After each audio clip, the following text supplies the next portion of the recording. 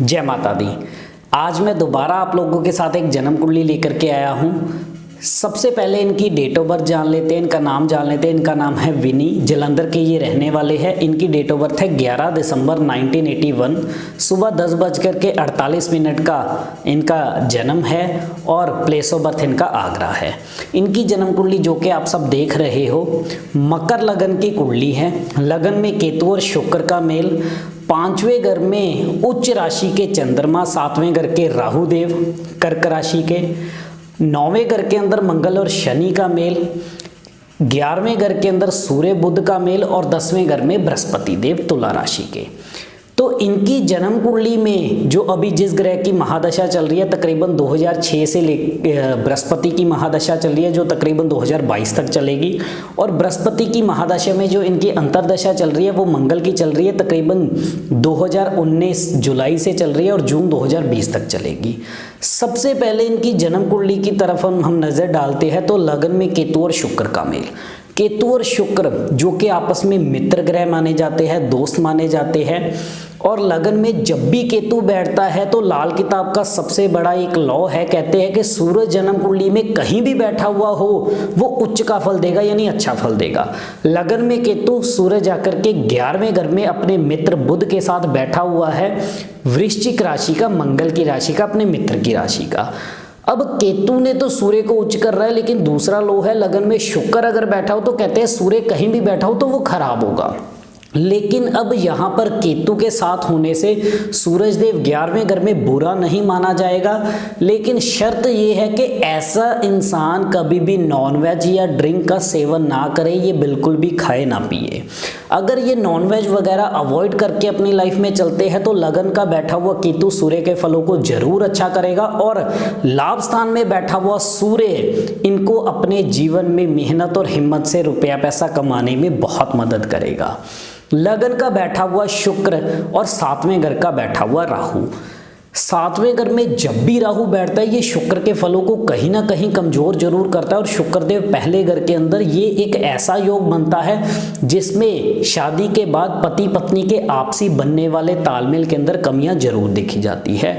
ऐसे में इनकी शादी अगर 25 साल के बाद हुई होगी तो शादीशुदा जीवन बिल्कुल ठीक चलेगा, कभी बहुत बड़ी बड़ी तकलीफें नहीं आएंगी, लेकिन आज छोटी मोटी तकलीफों के योग रह सकते हैं। लेकिन 25 साल की उम्र से पहले शादी करने से पति पत्नी की अंडरस्टैंडिंग के अंदर बार बार कमियां, समय समय पर कमियां जरूर देखने को मिलेंगी।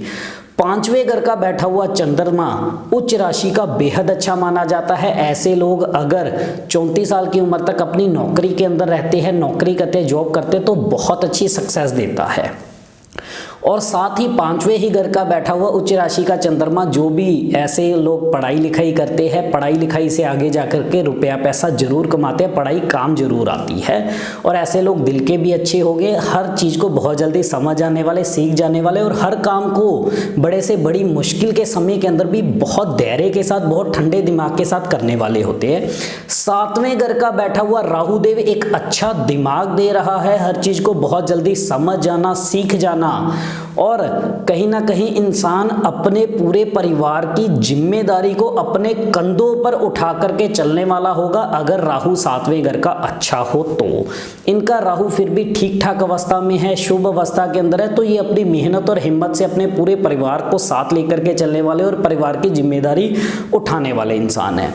मंगल और शनि का मेल 9वें घर का, मंगल और शनि जब भी जन्म कुंडली में मिलते हैं तो राहु कुंडली के अंदर कहीं भी बैठा हो वो हमेशा अच्छा फल देता है। राहु 7वें घर का इनका बिल्कुल शुभ है, जो कि इनको तेज दिमाग, हर चीज को बहुत जल्दी सीखने समझने की काबिलियत देगा और अपनी मेहनत और अपनी पढ़ाई लिखाई की मदद से इंसान जीवन में एक अच्छा पैसा भी कमाता है। मंगल और शनि का मेल कहते हैं कि ऐसा इंसान अपनी मेहनत से चाहे तो राजा बन जाए अगर सही रास्ते पे चले, अगर गलत रास्ते पे चले तो चाहे चोर या डाकू बन जाए, इस तरह के हालात बनाता है। तो ऐसे में इनका बृहस्पति 10वें घर का है। 10वें घर में लाल किताब में बृहस्पति खराब जरूर माना जाता है, नीच का माना जाता है, लेकिन 10वें घर का बृहस्पति हो और शनि कुंडली में अच्छा हो, जो कि भाग्य स्थान में बैठा हुआ है, केतु पहले घरों में, राहु बाद के घरों में, शनि अच्छा, तो 10वें घर का बैठा हुआ बृहस्पति अगर शनि अच्छा हो तो इंसान को बुद्धि बहुत अच्छी देता है,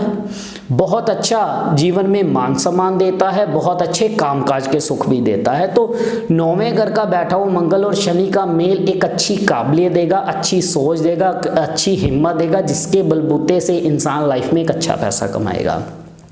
बुध देव 11वें घर के अंदर सूर्य के साथ बैठे हुए हैं, तो ऐसे में ऐसा इंसान को कभी भी किसी का झूठा नहीं खाना चाहिए, झूठ नहीं बोलना चाहिए और शराब मांस का सेवन नहीं करना चाहिए। इन चीज़ों का ध्यान रखेंगे, ये लाइफ में बहुत अच्छी तरक्की करेंगे। अब इनके प्रेजेंट समय के अंदर निगाह डालते हैं। प्रेजेंट समय में बृहस्पति में मंगल की अंतर्दशा है, जो कि पिछले साल जुलाई से शुरू हुई है, इस साल जून तक 2020 तक इनकी चलेगी। अब केपी कुंडली में इनका मंगल और शनि जो कि 8वें घर में भी शिफ्ट हो रहा है, और मंगल तीसरे केपी कुंडली की मैं बात कर रहा है जो कि तीसरे और 10वें घर का स्वामी होकर अष्टम में बैठ गया।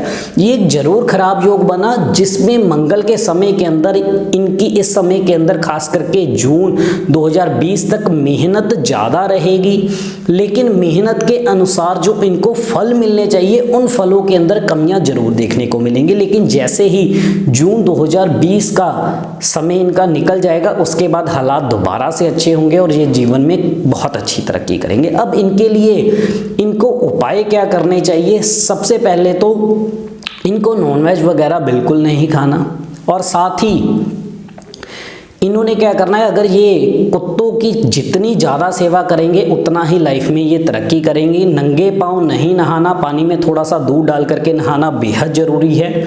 और 8 किलो काली उड़द सरसों का तेल लगा करके सर से 7 बार उतार के जल प्रवाह करना बेहद ज़रूरी है।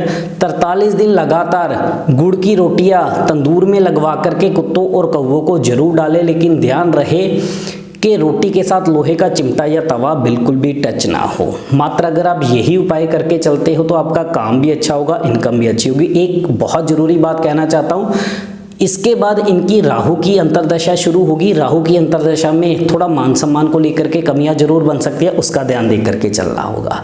इसी तरह से हम और भी विषयों के ऊपर आप लोगों के साथ जुड़े रहेंगे। इजाज़त दीजिए। जय माता दी।